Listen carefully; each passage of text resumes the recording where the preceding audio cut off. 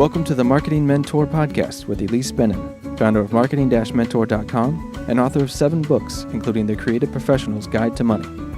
Since 2008, Ilise has been interviewing her clients and other successful professional creatives who are doing what it takes to stop the feast or famine syndrome, get better clients, and command the fees they deserve, and sharing the nuts and bolts of what they've learned so you can do it too.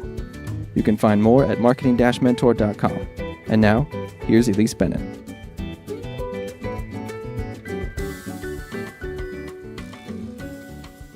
This is Ilise Benun of marketing-mentor.com, and in today's podcast, I chatted with Steve Maurer, who is a copywriter who's focused on the B2B industrial manufacturing niche.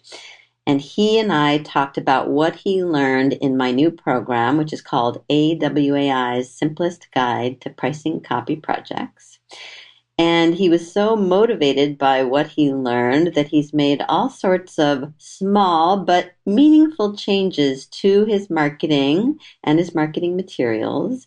And he agreed to share all of that, all of what he learned in our conversation. Plus, he also took the liberty of basically creating Excel spreadsheets and worksheets based on what he learned in the program that allowed him to figure out what his minimum hourly rate needed to be and what he needed to charge. And he is making those worksheets available to everyone who listens to this podcast. So if you hate math but want to figure out what you should be charging, then check out that link and take advantage of what he's shared. Do as much as you can, listen, and learn.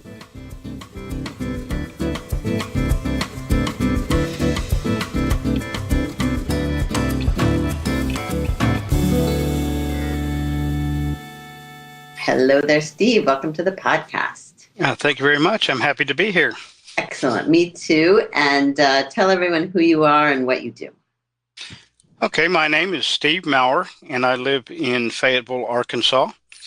I am an industrial marketing and B2B copywriter with clients in the United States and worldwide. And I also hold down a full-time job as an industrial electrician. Interesting. Okay, so it makes sense that you chose the niche that you did. Mm-hmm.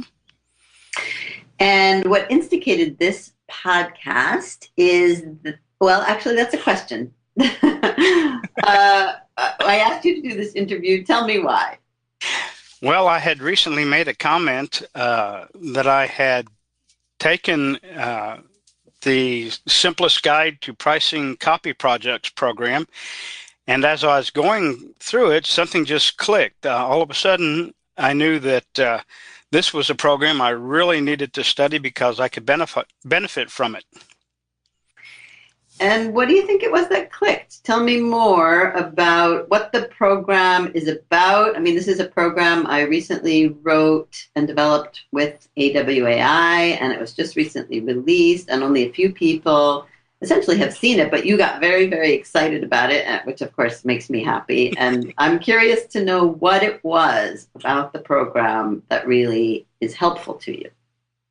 I think probably because it really is a simple guide. It takes a lot of the guesswork out, and especially if a new copywriter, but even somebody who's been doing it for a while like me, is to study this program. It takes you through such logical steps on finding out not just how much to charge, but how much you need to charge in order to achieve your goals. Along with that, you gave some excellent marketing advice. That's, the title is really a misnomer because it doesn't just talk about pricing copy projects, but there's also some good marketing advice in there.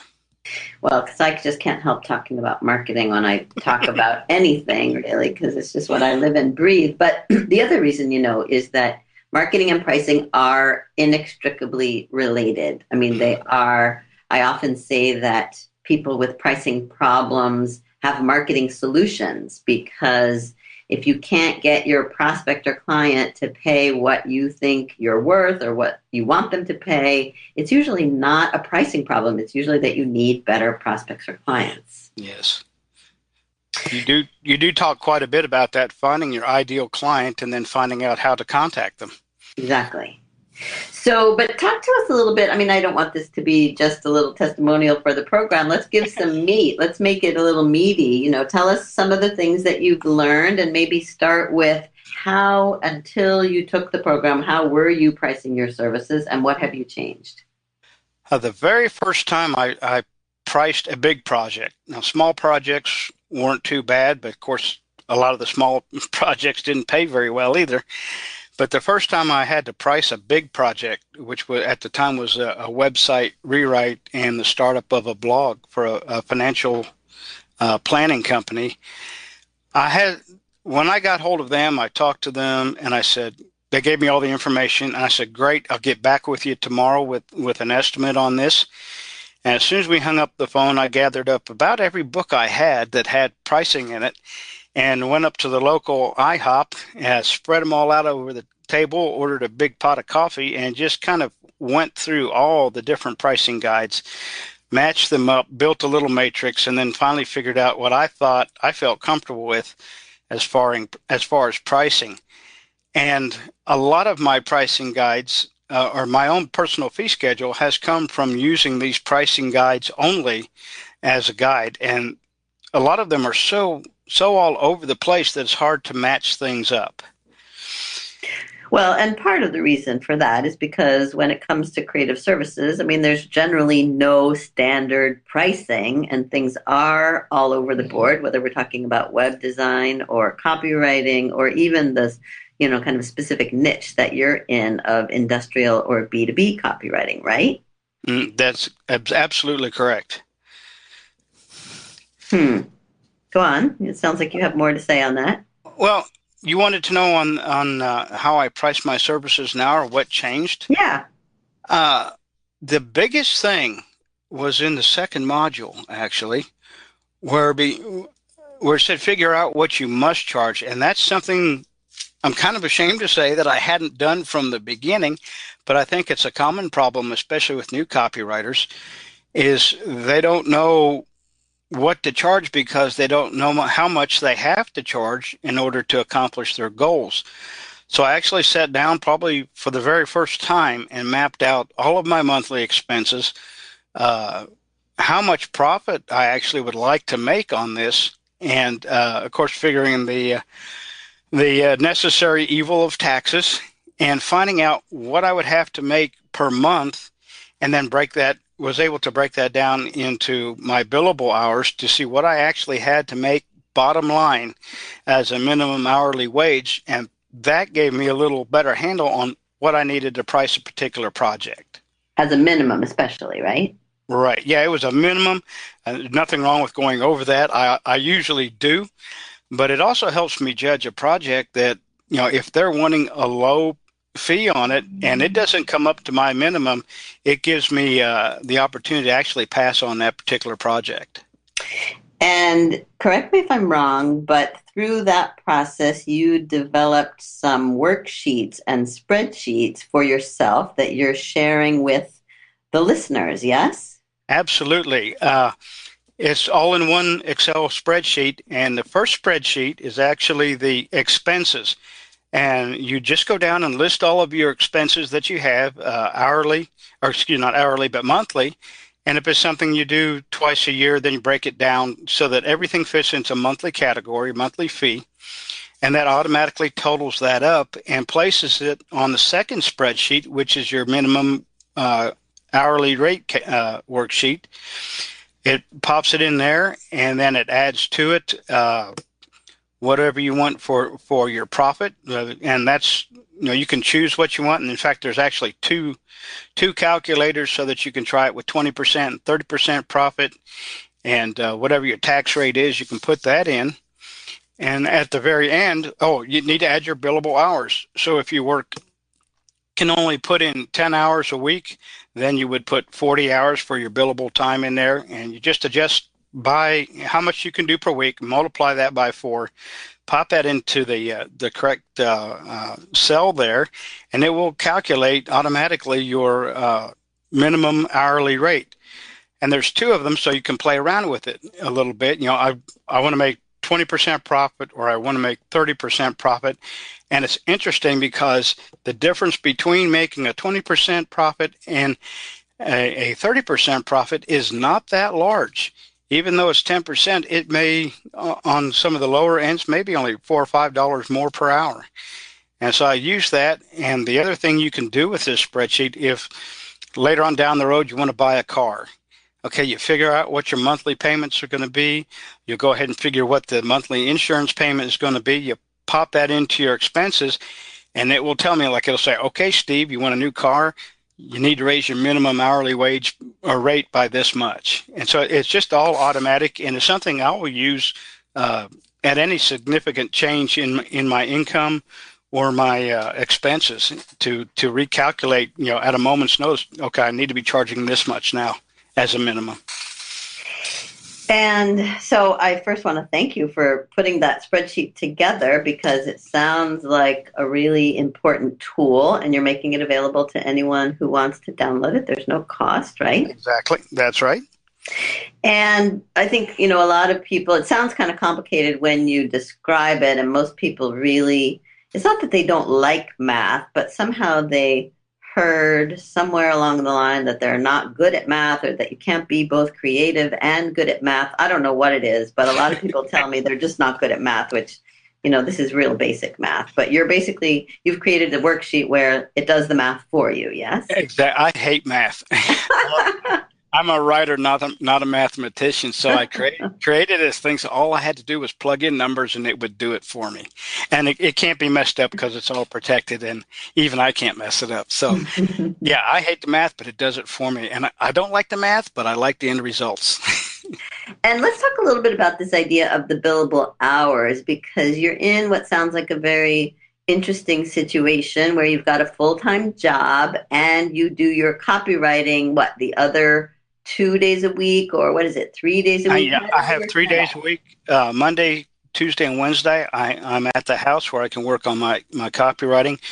Thursday, Friday, Saturday, and Sunday, I'm at the job.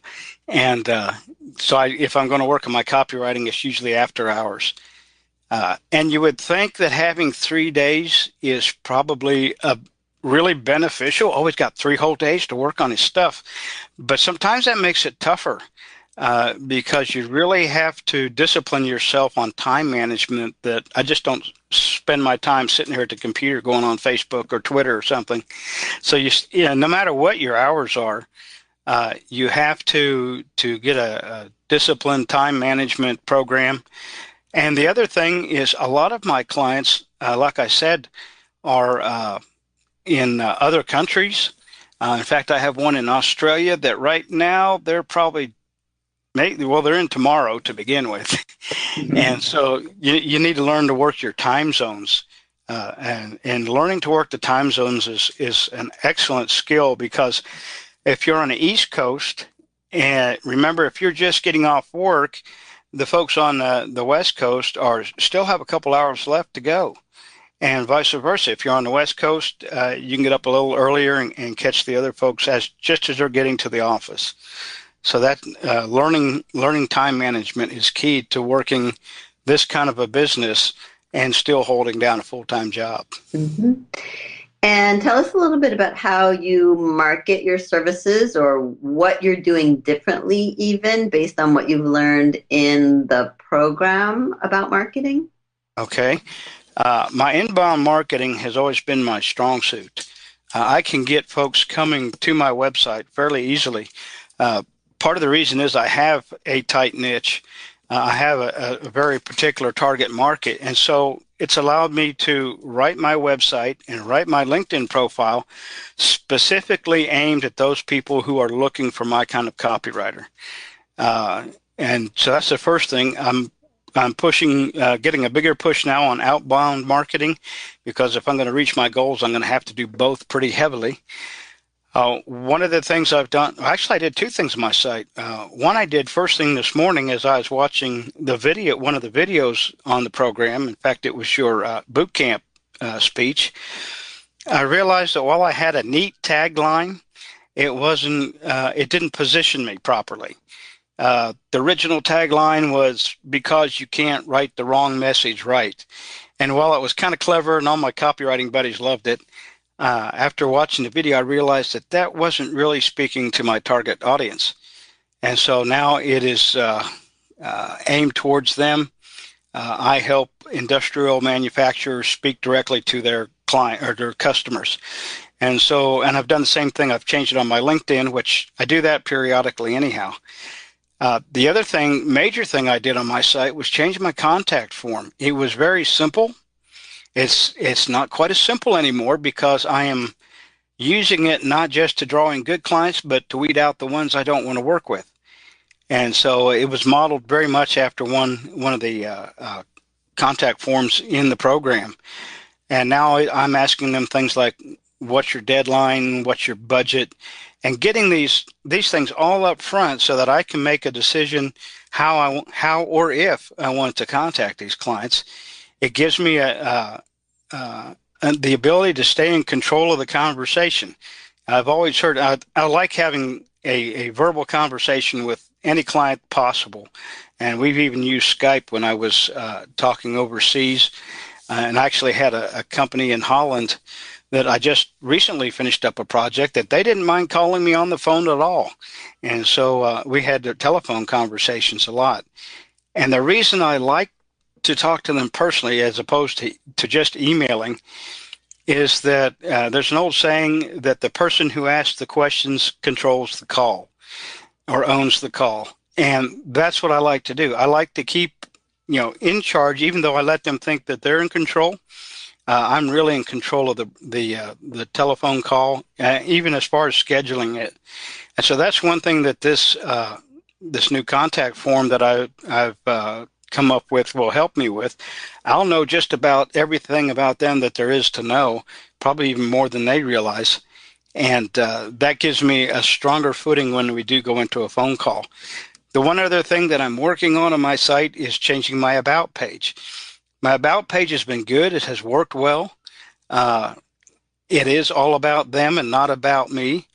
But it there again, just like with my tagline, because of what I've learned in the program, I think I can write a better About Me page that will position me as the obvious solution to their challenges.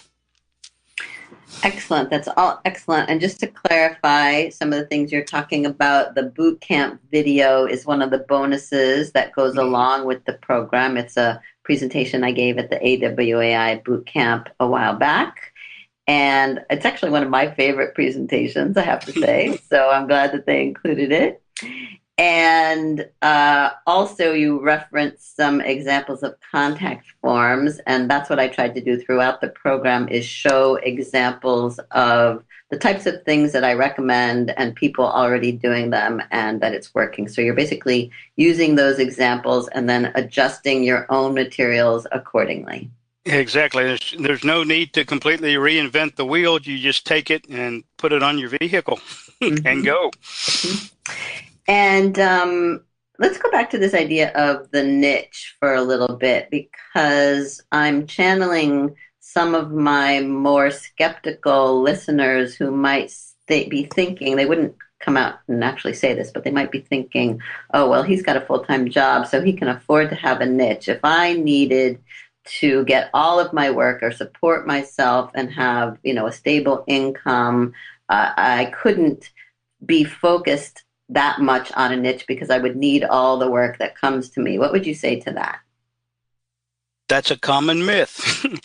And I can pretty much prove that by my journey here for the last several years.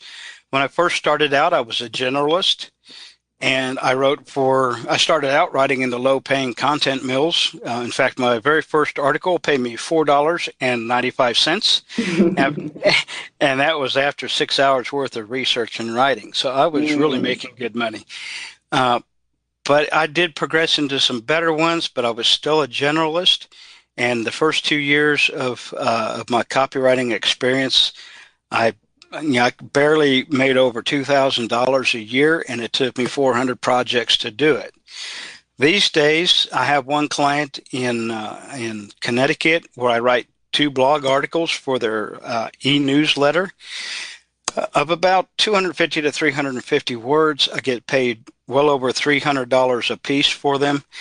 And so going from, 400 jobs to make 2,000, now I'm getting, $630 to write 2 articles. That takes me about an hour and a half each with the editing time in it. So the thing is, I'm doing less but making more. And that's what you do when you have a niche. When you know what you write, you'll write what you know. And so it's a lot easier to write for these clients. The learning curve is easier.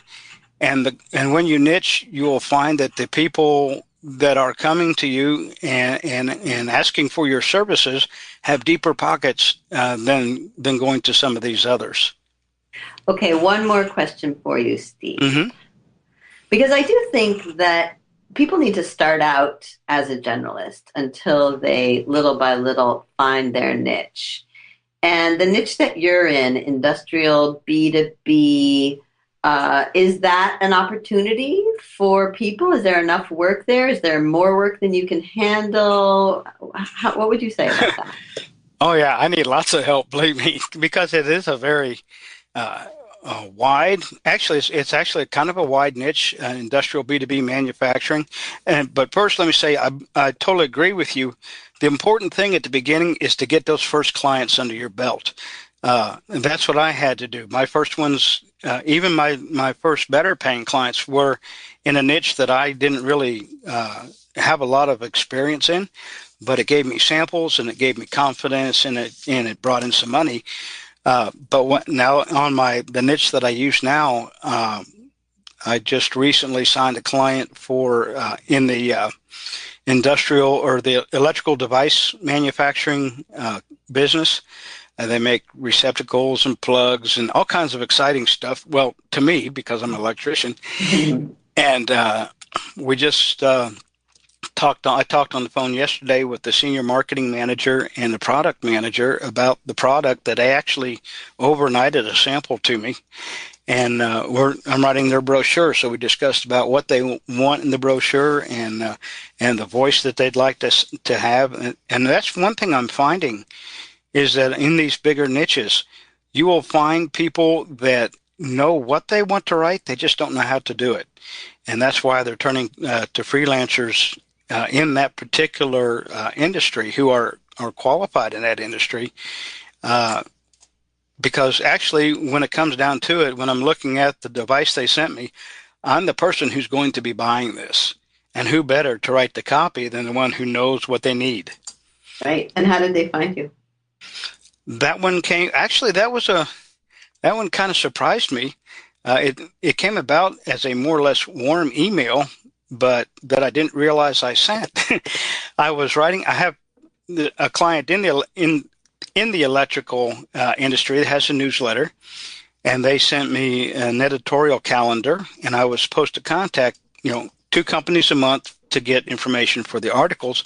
This happened to be one of them, and I emailed the contact that they sent me, said I'd like to get in touch with you for about a 5 or 10 minute interview to talk about any new products that you have, as I'm writing for this other client. And I let him know that I was an industrial maintenance electrician, and so I knew the industry, and there wouldn't be any stupid questions that waste his time. I didn't hear back from him for a day or two. Then all of a sudden, I get an email from the senior marketing manager. He had actually kicked that email up to her, and she sent me a very short and sweet email, said, "Steve, do you have any samples of your work?" And the next thing I know, we're talking about writing brochures and case studies and press releases. So that was kind of a warm email. I guess Ed Gandy is rubbing off on me. And so actually, I went back and studied what happened. And now that I know why she contacted me, that's going into all of my interview requests now. Excellent. All right. So this is all, I think, very informational and educational. and maybe even enlightening for people who are especially just starting out, but also people who want to take their business up to the next level. And hopefully my new program can help you, the AWAI's Simplest Guide to Pricing Copy Projects. Actually, one more question. It's written or developed for copywriters with lots of copywriting examples. But in the back of my mind, I always have this idea of speaking to designers and illustrators and other types of creatives also, because really the ideas translate. Do you find that? Do you think the ideas translate and not just for copywriters? Oh, absolutely. This is one of the most scalable programs I've ever seen. It doesn't matter what level in the business you're at or really what kind of business you're in. If you are a freelance professional of any kind, whether you're starting out or have been in the game a while, there is something in this program that is right there for you. The pricing, how to find the right clients, defining your right clients, all that stuff can be used no matter what you're doing as far as a freelance professional. Wow, excellent. All right, that's a good testimonial. We'll have to take that one down. All right, thank you. And now let's tell the people not only where they can find you, because maybe there's some, senior vice presidents of marketing at industrial B2B manufacturers out there listening, you never know, but also where can they find the worksheets that you were talking about? Okay, the worksheets are on my website. It's maurercopywriting.com. That's MAURER hyphen copywriting, COPYWRITING.com. And there isn't an external link, so let me get there real quick. It's we'll link to it in the materials. Mm-hmm. Yeah, it's IBSM worksheet or podcast worksheets. Okay. Yeah. But you'll have a link in the transcript, I'm sure. But excellent. And if you can't remember how to spell the website, if you use thatcopyguy.com, that's a redirect that'll take you right to it. Oh, interesting. Thatcopyguy.com. Excellent. All right, Steve. Thank you so much for sharing what you've learned. Well, thank you. I appreciate it, and I sure hope it helps somebody because there's a lot of copy to be written out there, and I can't do it all. Excellent. All right. I'll see you at bootcamp. Yes, I got my room reserved and my ticket bought. So excellent. All right. Bye. Bye-bye. Thanks for listening. Now go try out what you've learned. If you like what you hear, you can go to marketing-mentor.com and sign up for Ilise's quick tips from Marketing Mentor and her free 30-minute mentoring session to get your burning questions answered. Check out what's on sale in the Marketing Mentor shop, like the Pick a Niche Kit, proposal bundles for designers and copywriters, and the 30 Minutes a Day marketing plan. Ilise is also the host of the How Design Live podcast, a programming partner for How Design Live, the largest design conference, and you can learn all about that at howdesignlive.com. Until next time.